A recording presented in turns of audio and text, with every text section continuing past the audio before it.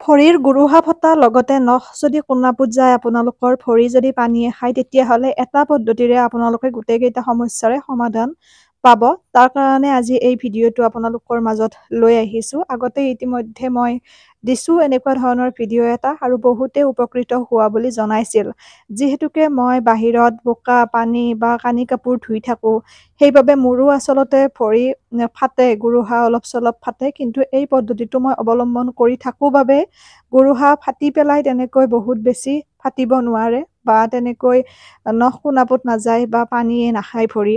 আচলতে ভৰি পানী খোৱাৰ মূল কাৰণটো হৈছে যেতিয়া আমি কানি কাপোৰ ধুই পেলাই মানে যিটো চাৰ্ফ মানে ডিটাৰজেণ্ট আমাৰ ভৰিত লাগে ন, সেইটো যদি আমি ভালকৈ পৰিষ্কাৰ পানীৰে নুধুওঁ তেতিয়া আমাৰ ভৰিখন পানীয়ে খোৱা যেন হয়। মূল কথা সেইটো। সেইকাৰণে আমি কাপোৰ ধুই পেলাই বা বোকা বালিত গৈ ভৰিখন পৰিষ্কাৰকৈ ধুব লাগে। এতিয়া আহিছোঁ আপোনালোকক মই পদ্ধতিটো জনাবলৈ, কি পদ্ধতি আপোনালোকে অৱলম্বন কৰিব। সন্ধিয়া আপোনালোকে খুব সুন্দৰকৈ কুহুমীয়া পানীৰে ভৰিখন ধুব। দিনটো যিহেতুকে য'তে ত'তে যেনেকৈ তেনেকৈ গৈ থকা যায়, যদিও আমি পৰিষ্কাৰ ঠাণ্ডা পানীৰে ধুওঁ, সেইটোও বেলেগ, বীজাণু আমাৰ লাগি থাকে বিভিন্ন ধৰণে। গতিকে সন্ধিয়া খুব সুন্দৰকৈ কুহুমীয়া পানীৰে ভৰিখন ধুব, ধুই পেলাই এই মিশ্ৰণটো লগাব। মিশ্ৰণটোৰ বাবে আপোনালোকক লাগিব প্ৰথমতে লাগিব নাৰিকল তেল, যিটো আমাৰ পেৰাচুট নাৰিকল তেল, মই সেইটোৱে ব্যৱহাৰ কৰোঁ। আপোনালোকে যি নাৰিকল তেল ব্যৱহাৰ কৰে সেয়া ল'ব পাৰে, নাৰিকল তেল ল'ব। তাৰপিছত কৰ্পূৰটো মই আপোনালোকক দেখুৱাইয়ে দিছোঁ কোনটো কৰ্পূৰ হয়। পূজাত সামগ্ৰী পোৱা দোকানত আপোনালোকে পাব এই কৰ্পূৰটো। এইটো কৰ্পূৰ খোৱা হয়, লাড্ডু বনাবলৈও ব্যৱহাৰ কৰা হয়। গতিকে এই কৰ্পূৰ ল'ব, পেকেট ছিষ্টেমতো পায় আৰু বটলতো পায়। খুব সুন্দৰকৈ দুখন লৈ গুড়ি কৰি দিব। এটা কণ্টেইনাৰত যদি আপোনালোকে 4-5 চামুচমান নাৰিকল তেল লয় আৰু বস্তুখিনি বনাই ৰাখি থ'ব পাৰে, 4-5 চামুচমান নাৰিকল তেল লৈ পেলাই তাত কৰ্পূৰ খুব সুন্দৰকৈ দুখন দিব আৰু লং 4-5টামান গুড়ি কৰি দিব। যিটো আমাৰ লং আৰু ইলাচি আছে, সেই লং 4-5টামান গুড়ি কৰি ধুনীয়াকৈ মিশ্ৰণটো মিহলি কৰিব আৰু মিহলি কৰি কণ্টেইনাৰত ৰাখি দিব। এইটো হৈছে পেৰাচুট নাৰিকল তেল, এয়া হৈছে কৰ্পূৰ। চাওক এনেকৈ বটলতো পায় আৰু পেকেটতো পায়। আৰু লং কেইটামান গুড়ি কৰি মই দি দিছোঁ ইতিমধ্যে, যিহেতু মোৰ ইয়াতে ৰেডি কৰি থোৱা আছে। এনেকৈ মই ৰেডি কৰি ৰাখিয়ে থওঁ, কাৰণ ব্যৱহাৰ কৰি যিহেতু থাকোঁ।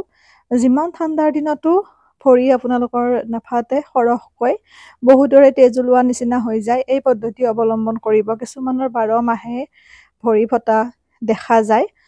গতিকে এই 3টা বস্তু মাত্ৰ, কৰ্পূৰ, নাৰিকল তেল আৰু লং, এইখিনি বস্তুৱে মিহলি কৰি ধুনীয়াকৈ লগাব ৰাতি শোৱাৰ আগত। আৰু দিনতো আপোনালোকে লগাব পাৰে গা পা ধুই পেলাই। যদিহে ক'ৰবাত বোকা বালি তেনেকৈ গছকিব যায় তাৰ আগত যদি লগাই যায়, তেতিয়া সেইবোৰ তেল থকাৰ ফলত আপোনালোকৰ বেছিকৈ নালাগে। আৰু যদি আপোনালোকৰ নখ কোনাপুত গৈছে, নখ কোনাপুত যিহেতুকে দুয়োটা ছাইডতে যায় বুঢ়া আঙুলিটোৰ, গতিকে তাত আপোনালোকে কপাহ বা কটন, বহুতে তোলা বুলিও কয়, সেয়া আপোনালোকে 2টা সৰু সৰু বল বনাই পেলাই এই মিশ্ৰণ অকণমান লগাব। মিশ্ৰণটো লগাই পেলাই দুয়োটা কোণাতে যদি আপোনালোকে গুজি থৈ দিয়ে, গুজি পেলাই যদি আপোনালোকে পথাৰত যায়, বোকা বালিত যায় বা আপোনালোকে কাপোৰ ধুৱে, তেতিয়াহ'লে আপোনালোকৰ সেই নখ কোনাপুত যোৱাটো আৰু বাঢ়ি নাযায়। বহুতৰে পচন্দ বিষ হয়, তেজ পুজ ওলায়, আৰু সন্ধিয়া আপোনালোকে সেই কটনখিনি বা কপাহখিনি বা তোলাখিনি আপোনালোকে উলিয়াই দিব। উলিয়াই পেলাই এই মিশ্ৰণটো লগাই পেলাই শুই যাব। কাৰণ আমাৰ নখ কোনাপুত এইকাৰণে যায়, বহুতৰে নখৰ দুয়োটা ছাইড অকণমান বহল, মানে ফাঁক থকাৰ নিচিনা, যাৰ ফলত সেইফালে ধূলি বালি অহৰহ সোমাই থাকে আৰু তেনেকৈয়ে পুজৰ জমা হয়, পুজ হয়, বিষ হয়। গতিকে এই পদ্ধতিটো ব্যৱহাৰ কৰিব আৰু ৰিজাল্ট কেনেকুৱা পালে মোক জনাবলৈ নাপাহৰিব। আৰু ভৰিখন দেখুওৱাৰ বাবে বেয়া নাপাব, কাৰণ যিহেতুকে মই প্ৰেক্টিকেলকৈ দেখুৱালে আপোনালোকৰ সহজ হয়, সেয়ে দেখুৱাইছোঁ।